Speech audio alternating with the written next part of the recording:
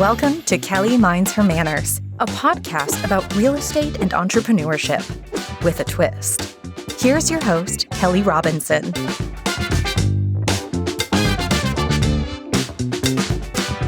Welcome to another episode of Kelly Minds Her Manners. Today, I am so excited for you to meet our guest, the very inspiring Robert Reffkin, founder of Compass and author of No One Succeeds Alone. He's also my boss, and I am so grateful that he took time out of his incredibly busy schedule to answer some questions and be here for you.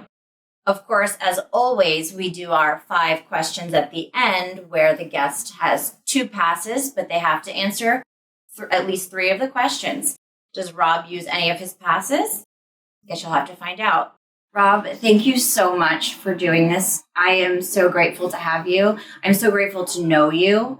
And I'm so grateful that over 6 years ago, you were persistent with me. I've never been happier at a company. And I'm just really, I'm proud of you and I'm grateful for you. And I'm grateful that you're here and you took the time out of your very busy schedule to do this podcast. Well, I'm proud of you. Thank you. I remember when we met, it was almost 7 years ago, and everyone was saying that you're one of the most collaborative, likable, experienced agents in the industry, and that we had to find a way to encourage you to come to Compass. And I'm so glad that you did. Thank you. And you make this company better. Thank you so much. So we're going to get started. I really want the audience to hear your journey. I mean, you can start from the very beginning, from when you were a child till now and how you got here, because it's a very inspiring story. And I think that people need to hear it. Well, I'm from Berkeley, California. My mom was a single parent, and she was actually disowned by her parents for having an interracial relationship. My father was Black, she was Israeli. And so she was really on her own, and she had to figure out everything by herself. And so she created a preschool in our house called the Unicorn School. And that allowed her to take care of me and make money at the same time. And then she worked at the Jewish Community Center when I graduated preschool. I went to kindergarten, so she could still make money and take care of me at the same time. Then she became a life insurance agent because she knew all these parents who just had kids to sell them life insurance, and then became a real estate agent. And that instilled in me, throughout my life, a belief that anything is possible. Because I saw her as an entrepreneur. When you're an agent, you don't make a paycheck. You make a bet on yourself. And with hard work, with your creativity, with your talent, you can create a business. And so I saw her dream big every year about all the goals that she would achieve. And saw her shoot for the star and land on the moon, but she always landed.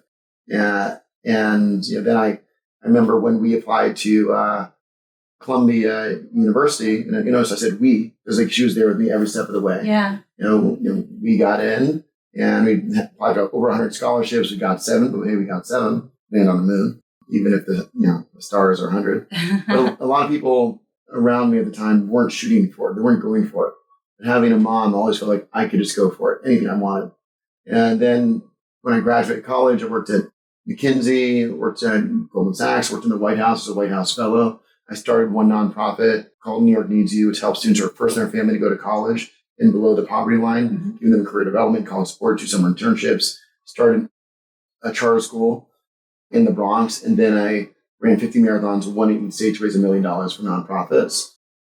And someone told me, Robert, if you can take all the passion that you have for some of these public efforts and create a company, create a business, then you can do something great. And that ultimately led me to founding Compass 10 years ago. And now we're the #1 real estate brokerage firm in the country. I know. See? So all those haters out there, and there always will be, because when you disrupt an industry, people are going to be jealous. So how does it feel to be #1? I'm not really motivated by being #1. Mm-hmm. Yeah, I don't get gratification from that. The happiness that I get is when I view agents as our customers. We work for you, not the other way around. Yeah. When agents send me an email or give me a call and say Compass has changed their life in one way or another, that gives me an incredible amount of happiness. And that's really where it comes from. Yeah. Well, you've achieved your goal. Compass does treat us like clients, and we get the best support and it has changed my life. So thank you. You are constantly on the road traveling. I think in the past couple of days, you were up and down the coast of California, and then you were in Rhode Island, Boston, Raleigh. Like, how do you do it all? What keeps you going? And how do you also maintain such a strong family life? One, I protect my energy. And what I mean by that is I don't listen to the haters. I don't feel guilty about not being with my family. A lot of people have guilt about all kinds of things. There's nothing good is going to come with guilt. I move forward and I stay positive.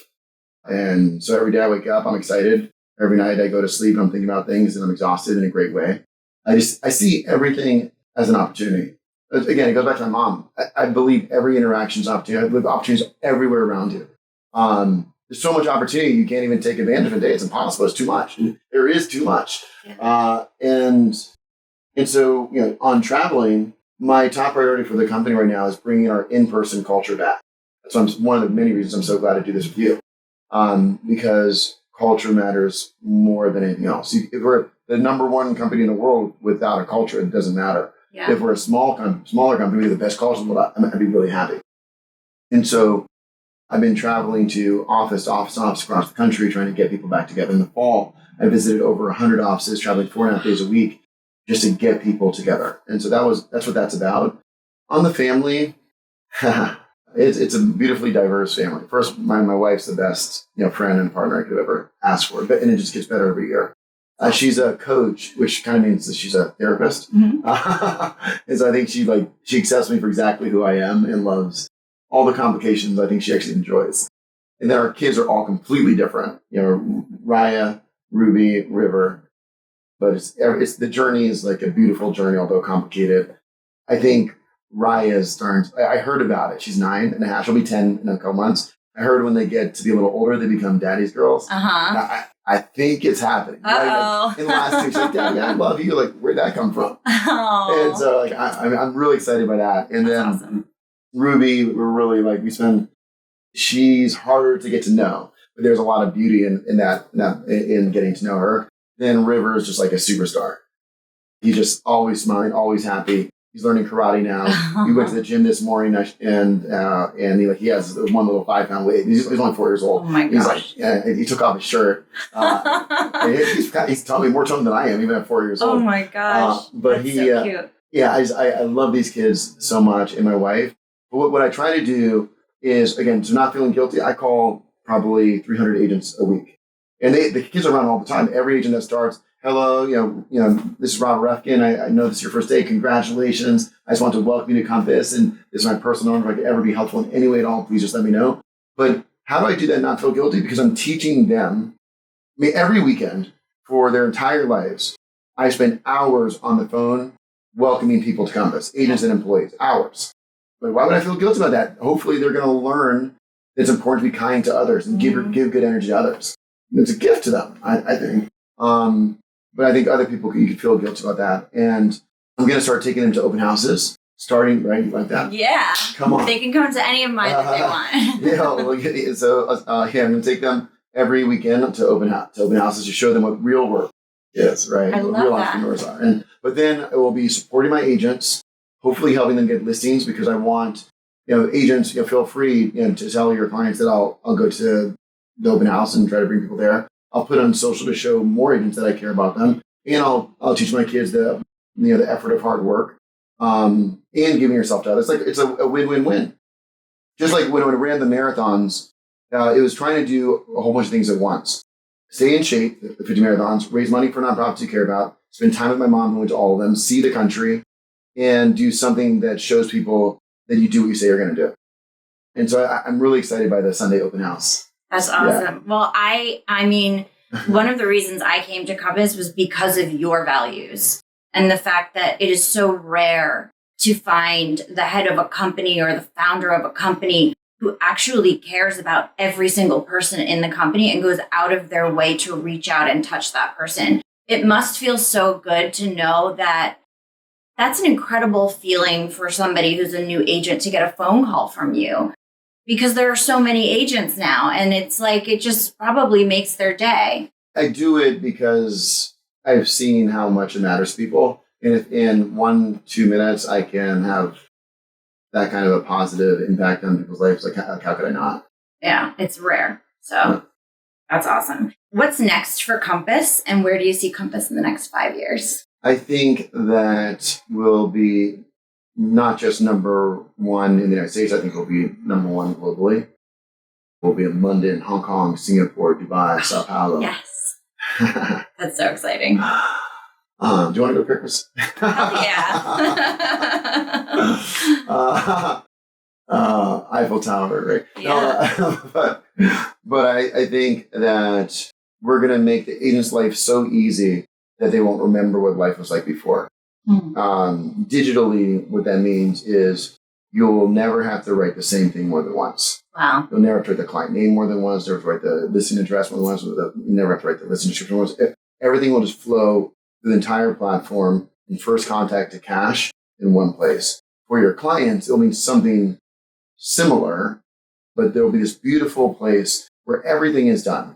Whether you're a buyer, a seller, or you in multiple homes, you'll have your client dashboard. It'll be your one-stop shop for everything at home. Again, before, during, after the transaction. And of course, your agent's information info will be right there, top and center, just to help emphasize the relationship. That's awesome. And my real, it's been a dream I've had for a long time, but I would like Compass to visibly do more community service than any other company.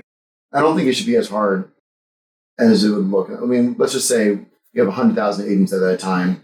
Agents are in the communities all the time. They really care about the communities because they're selling their communities. And I think there's a way for us to really visually show our investment into these communities through Compass Cares.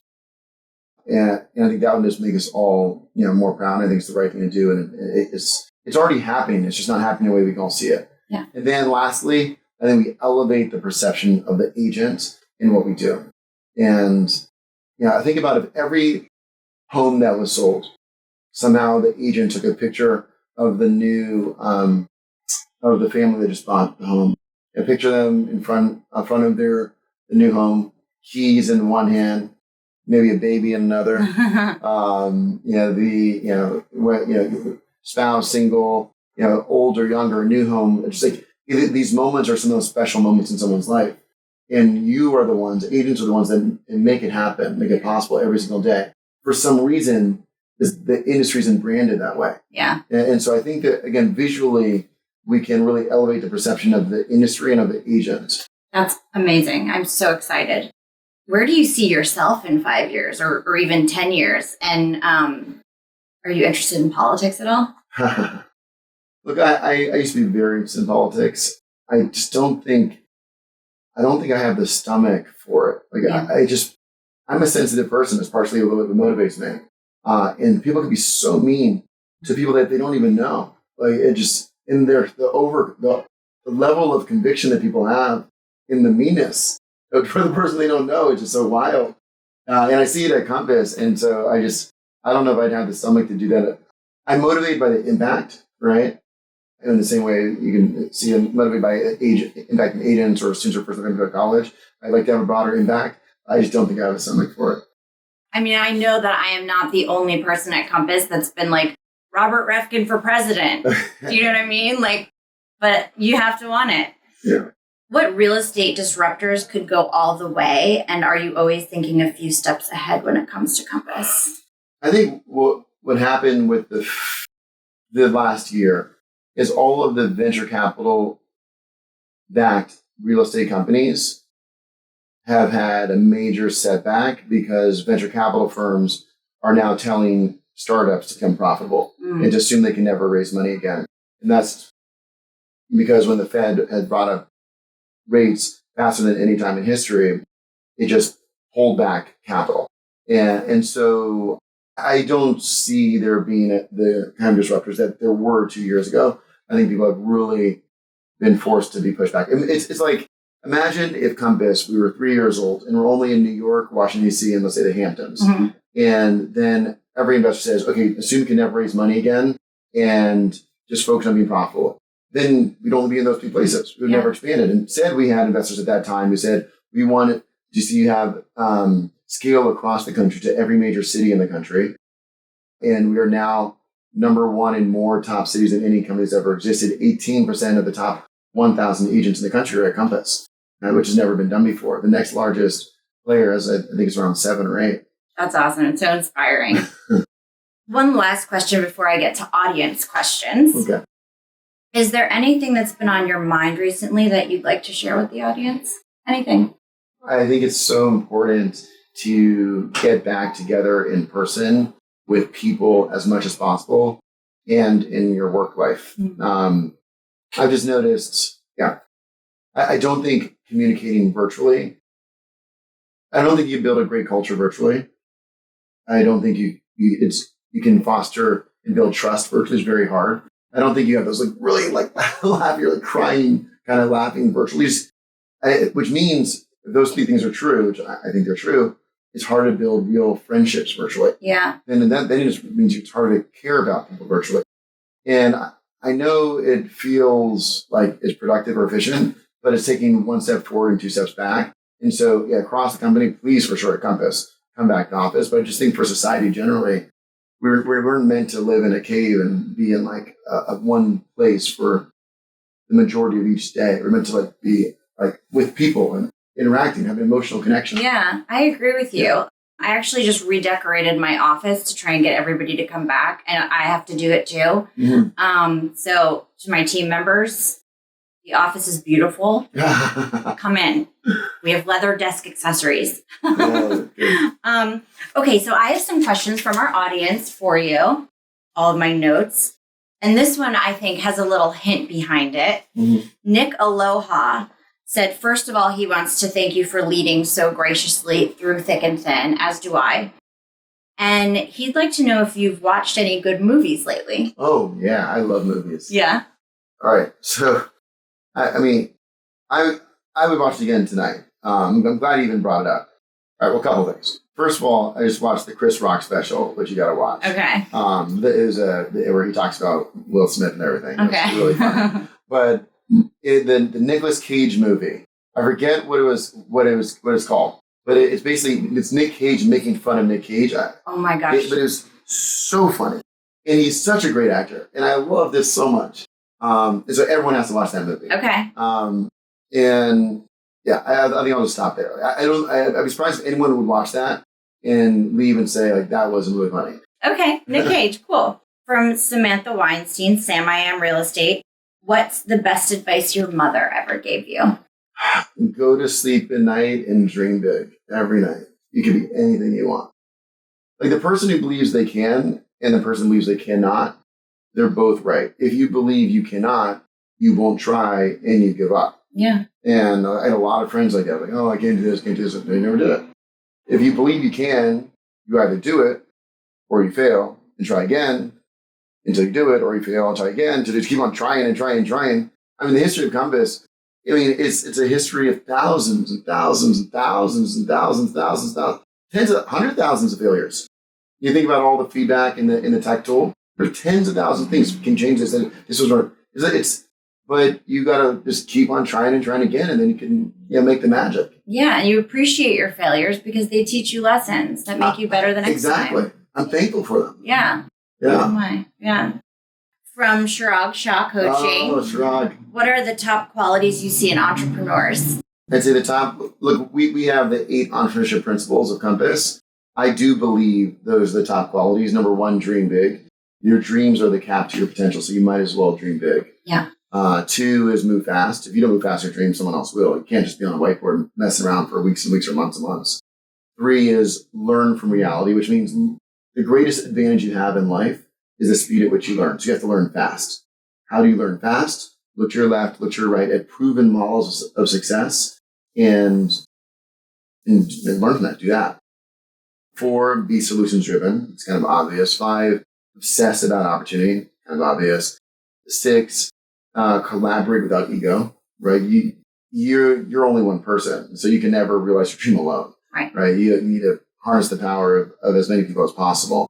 7, maximize your strengths. Don't go to sleep at night obsessing about all the things that you did bad that day. Go to sleep at night, think about what you did great that day. You need energy. It's all energy. And so don't try to make your weaknesses strengths. It's very hard to do that, not impossible. But try to minimize your weaknesses and then maximize your strengths. Those are your superpowers. And then lastly, bounce back with passion. Every entrepreneur fails because if you're dreaming big and move fast, like by definition, you will fail because you're going to keep on trying. We could have just been a nice New York City company, but we kept on trying more and more and more, trying to expand. And so when you have your failure as an entrepreneur, what do? You bounce back with passion. And how do you bounce back with passion? For me, you lose your energy from the failure. You got to get your energy back. What's the best source of energy? A big dream. And so dream big. It's this never-ending circle of entrepreneurship. I love that. And then one last one from the audience. From Arlo_BZ, Arlo Zellickson. Has Compass thought at all about pivoting towards EXP's remote office strategies? And what do you think the future looks like from an agent's perspective? Yeah, look, I think a long answer, no. I believe in person. I believe in culture. I believe in office. There will always be people who don't want it or don't. But if you really ask agents, what's the best of ever? I want to make Compass the best of everything for an agent. And I don't think there would be. I don't want it just to be technology. I want it just to be marketing, just brand, just top agents.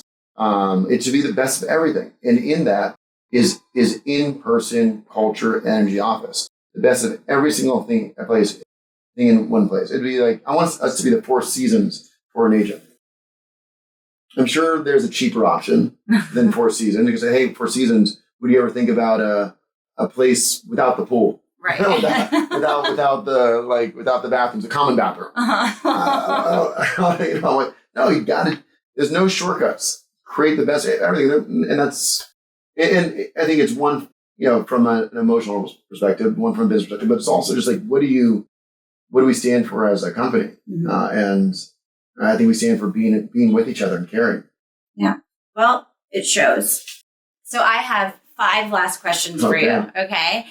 You get 2 passes. So you have to answer at least 3 of them. All right. I promise they're not bad. Okay. That's usually not the way that, usually bad questions follow something like that. Yeah, no. So, okay. So what is something that most people probably value that you don't necessarily value or subscribe to? Pass. Okay. Do you learn by watching or doing? Both. But if I had to say more, probably watching. Okay.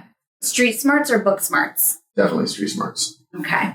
If your dog Cookie could talk, what would Cookie tell us about you?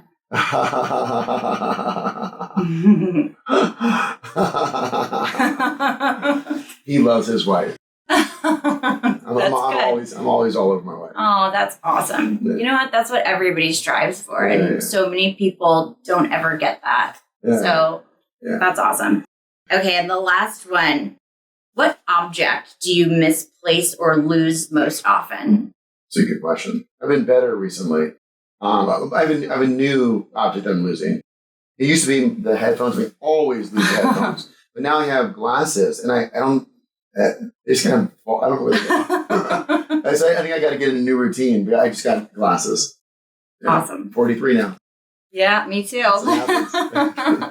Well, thank you so much. This book, No One Succeeds Alone, is Robert's book. You should all pick up a copy. It's got a lot about his journey in it and about getting to where Robert has gone with connection and mentorship. And it's an amazing book. So you should all pick that up. And I just want to thank you again so much for being here and for being such an inspiration.